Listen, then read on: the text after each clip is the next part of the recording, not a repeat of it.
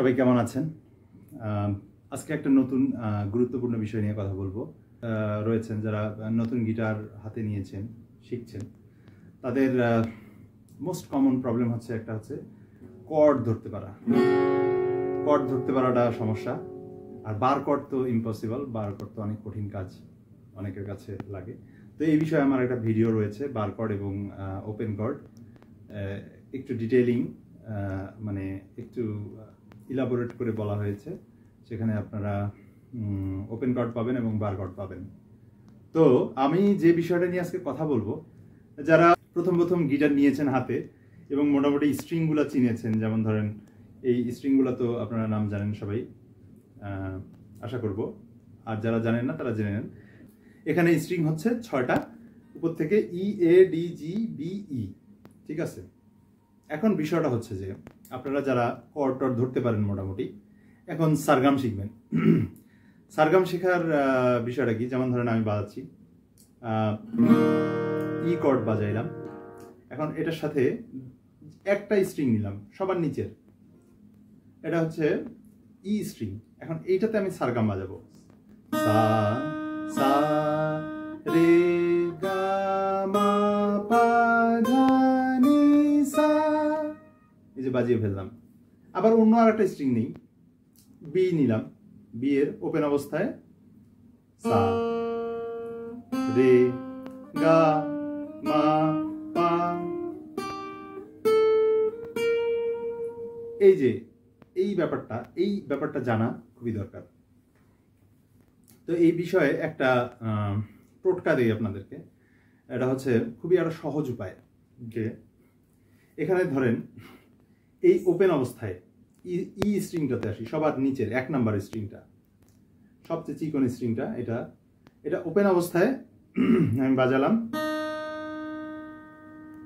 ঠিক এটার পরে যে ফার্স্ট ফ্রেটটা আছে সেখানে যদি ধরি, তাহলে এটা হচ্ছে হাফ স্টেপ চলে আসলাম। আর একটা বিষয় আছে হোল স্টেপ, সেটা হচ্ছে যে এই বাদ দিয়ে পরেরটাতে যেতে হবে, পরেরটাতে গেলাম, তাহলে হয়ে গেল হোল স্টেপ, ঠিক আছে। তো হাফ স্টেপ হচ্ছে পাশাপাশি দুইটা, আর হোল স্টেপ হচ্ছে একটা বাদ দিয়ে তার পরেরটা। তো এখানে কি দাঁড়ালো, যদি হাফ স্টেপ করি তাহলে ওপেন এবং তার পরেরটাই হাফ স্টেপ, আর হোল স্টেপ হলে প্রথমটা বাজালাম ওপেন অবস্থায়, তারপরে একটা বাদ দিয়ে পরেরটা বাজালাম, এটাকে বলে হোল স্টেপ। মানে বড়টা হচ্ছে হোল স্টেপ, আর হাফ মানে তো বুঝতেই পারতেছেন, হাফ মানে অর্ধেক, ঠিক আছে। এটাকে আর একভাবে প্রকাশ করা যায়, এটা হচ্ছে যে হোল স্টেপটাকে টোন বলা যাইতে পারে, আর হাফ স্টেপটাকে সেমিটোন বলতে পারবেন। তাহলে টোন এবং সেমিটোন, সেমি মানে কিন্তু শর্ট, সংক্ষিপ্ত, তো সেই সেমি টোন মানে অর্ধেক টোনটা, অর্থাৎ হাফ স্টেপ। তো আমরা যদি একটা সূত্র মোটামুটি মাথার মধ্যে নিতে পারি, তাহলে কিন্তু এই জিনিসটা বাজানোটা খুব ইজি হয়ে যাবে। সেটা কিরকম, সেই সূত্রটা হচ্ছে টোন টোন সেমিটোন, মানে tone plus semitone plus tone plus semitone. মানে প্রথমে হচ্ছে 2টা টোন, তারপর একটা সেমিটোন, তারপর 3টা টোন, তারপর একটা সেমিটোন। এটা মনে রাখতে হবে, ঠিক আছে। তাহলে আপনি যে কোনো স্ট্রিং নিলাম, ধরেন 1 নম্বর স্ট্রিং নিলাম, এটা প্রথমে ওপেন বাজালাম, এবার টোন নিব, মানে হোল স্টেপ, মানে একটা বাদ দিয়ে পরেরটা নিতে হবে। তাহলে একটা বাদ দিয়ে পরেরটা নিলাম, টোন হয়ে গেল। প্রথমেরটা কিন্তু ওপেন, তখন কিন্তু টোন ধরবো না, ওপেন টোন নিতে হবে, টোন, আবার একটা টোন নিতে হবে, এটা বাদ দিয়ে তার পরেরটা নিলাম, টোন। এরপরে আসবে সেমিটোন, পাশেরটাই, ওকে। এরপরে আবার টোন, তারপরে আবার টোন, এরপর সেমিটোন। মানে প্রথমে 2টা টোন, তারপর সেমিটোন, তারপর 3টা টোন, সেমিটোন, ওকে, ডান। এখন এটা আপনি গিটারের যে কোনো স্ট্রিং এ অ্যাপ্লাই করতে পারেন, যেমন বেসটাতে ট্রাই করি, এটাও E, tone tone semitone, tone tone tone semitone, হয়ে গেল, ওকে। এটা বুঝতে পারছেন নিশ্চয়ই। আচ্ছা, এবার মজার বিষয়টা হচ্ছে যে এইটাকে আমরা কিভাবে ফ্রেট বোর্ডে অ্যাপ্লাই করব। এটা তো গেল একটা স্ট্রিং এর উপর দিয়ে, তাই না? এটাকে আমাদের ফ্রেট বোর্ডে অ্যাপ্লাই করতে হবে। তাহলে আমাদেরকে একটু মিউজিক থিওরিতে যাইতে হবে। তো আমরা জানি যে টোটাল 12টা নোট রয়েছে। এ থেকে যদি হিসাব করি তাহলে A B C D E F G, এই 7টা, এ থেকে জি পর্যন্ত এই 7টা হচ্ছে ন্যাচারাল নোট। আর এটার মাঝখানে একটা করে নোট রয়েছে, যেমন এ থেকে বিতে যাইতে মাঝখানে একটা রয়েছে এ শার্প, যেটাকে বলবো। তারপরে বি থেকে সিতে একটা গ্যাপ রয়েছে, এই গ্যাপটাতে কিন্তু কিছু নাই। তারপরে সি থেকে ডিতে গেলে ডি এর থেকে ছোট এবং সি এর থেকে বড় সি শার্প, এই নোটটা থাকবে। তো এভাবে প্রত্যেকটা নোটের মাঝখানে একটা করে নোট থাকবে।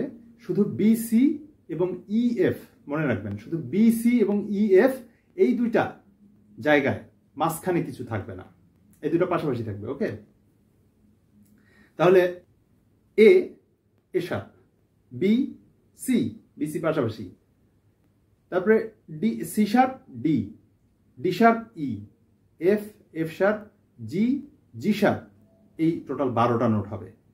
ঠিক আছে, এখন আপনি ধরেন এই যে প্রথম স্ট্রিংটা যে বাজালেন প্রথম, তাহলে আপনার স্কেলটা হবে ই, কারণ আপনি সর্বপ্রথম ফার্স্ট নোটটা যেটা রুট নোট সেটা বাজিয়েছেন ই। তাহলে এই ই নোটটা আমরা থার্ড স্ট্রিং এ খুঁজবো, অর্থাৎ নিচ থেকে 1 2 3 মানে জি স্ট্রিংটাতে আসবো। জি স্ট্রিংটাতে আমরা খুঁজে বের করব যে ই কোথায় আছে।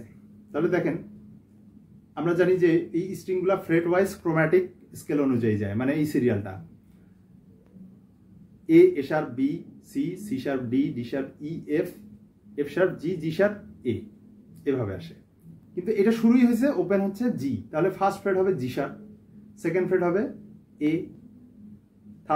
থার্ড ফ্রেট এ শার্প, তারপরে বি, তারপরে কিন্তু সি আসবে, এই যে বলছি বি সি পাশাপাশি সি, তারপরে C sharp D, D sharp E. দেখেন ই আমরা এখানে পেয়ে গেলাম, তাহলে আমরা এখানে ই বাজায় ফেলি। এইটার সাউন্ড আর 1 নম্বরের সাউন্ড কিন্তু একই।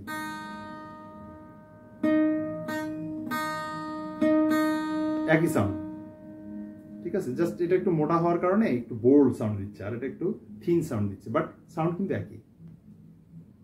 তাহলে যে ইটা পেয়ে গেলাম, এরপরে আমরা এখানে টোন নিয়েছিলাম, তার মানে এটা একটা বাদ দিয়ে পরেরটা নিতে হবে এফ শার্প।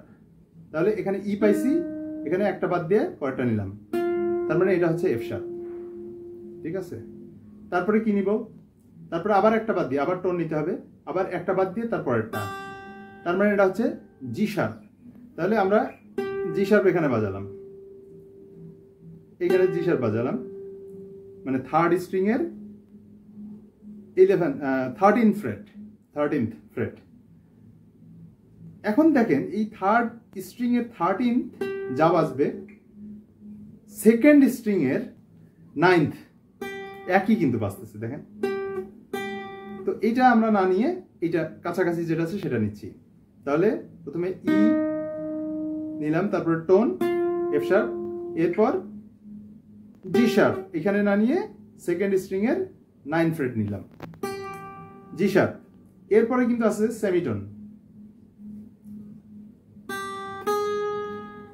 সেমিটোন মানে এটা হচ্ছে এ, তাহলে জি শার্প সেমিটোন নিলাম,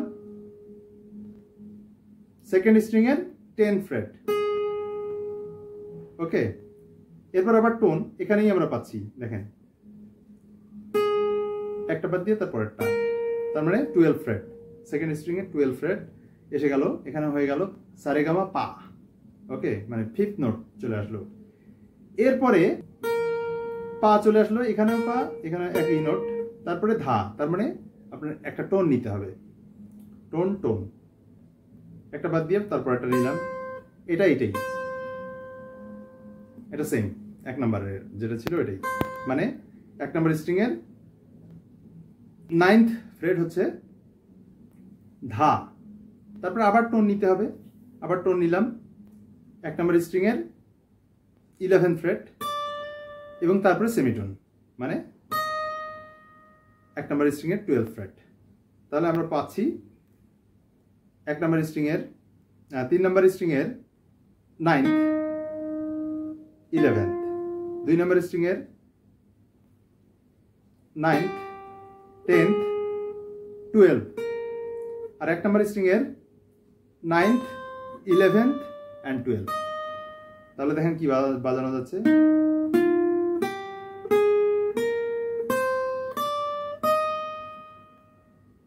কিভাবে একটা স্ট্রিং থেকে শিফট করে এটা করা হলো। এই পজিশনটা যদি জানতে, এই পজিশনটা যদি আপনি মাথায় নিতে পারেন এবং এইটা বের করে ফেলতে পারেন আমার এই ভিডিও দেখে, তাহলে সেক্ষেত্রে কিন্তু আপনি অন্য যে কোনো ফরম্যাট, এই ফরম্যাটের যে কোনো স্কেল থেকে আপনি বাজাতে পারবেন। যেমন ধরেন এটা যদি ই হয়, তাহলে এটা থেকে ব্যাক যাই, ই এর আগে হচ্ছে ডি শার্প, তারপরে ডি, ডি থেকেও আমরা বাজাতে পারি।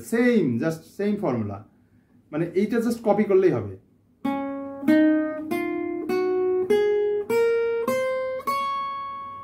এটা ডি তে বাজালাম, ডি শার্পে বাজাই, এরকম সি শার্পে বাজাই, সি তে বাজাই, বি তে বাজাই, এটা এ শার্প, এতে। বুঝতে পারছেন ব্যাপারটা কতটা ইজি? একটু আপনারা যেখানে যেখানে বুঝবেন না সেখানে একটু পজ করে ভিডিওটা দেখবেন, আশা করি এটা খুব কাজে দেবে, খুবই কাজে দেবে। আর এইটা যখন আপনি বাজাইতে পারবেন, আপনার একটা আলাদা একটা ফিলিংস আসবে, ভালো লাগবে। ঠিক আছে, খালি মনে রাখবেন যে স্ট্রিং এর নামগুলো মনে রাখতে হবে। নামটা আমি কিভাবে বলে দিলাম যে টোটাল 12টা নোট আছে, সিরিয়ালটা মনে রাখবেন। সিরিয়ালটা হচ্ছে A, A sharp, B, C, C sharp, D, D sharp, E, F, F sharp, G, G sharp, A, A sharp, G, G sharp, A, A sharp, B, এভাবে চলতে থাকবে আর কি সিরিয়ালি। এই জিনিসটা খালি মাথায় রাখতে হবে। ওকে, তাহলে একটা নতুন জিনিস। যেমন ধরেন আপনি ই থেকে বাজালেন, ই থেকে শুরু করছেন, ই কর্ডটা দেন, ই কর্ড প্লে করলেন, এবার দেখেন, এবার ডি বাজাবেন, ডি কর্ডটা দেন, এবার সি, সি কর্ডটা দেন, এবার সি থেকে বাজান।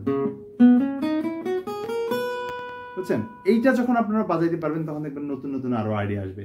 তো অনেকদিন পর একটা ভিডিও নিয়ে আসলাম, এখন রেগুলার ভিডিও দেওয়ার ট্রাই করতেছি আর কি। সবাই একটু সাপোর্ট করলে ভালো হইতো। থ্যাংক ইউ, আবার দেখা হবে। খুদা হাফেজ।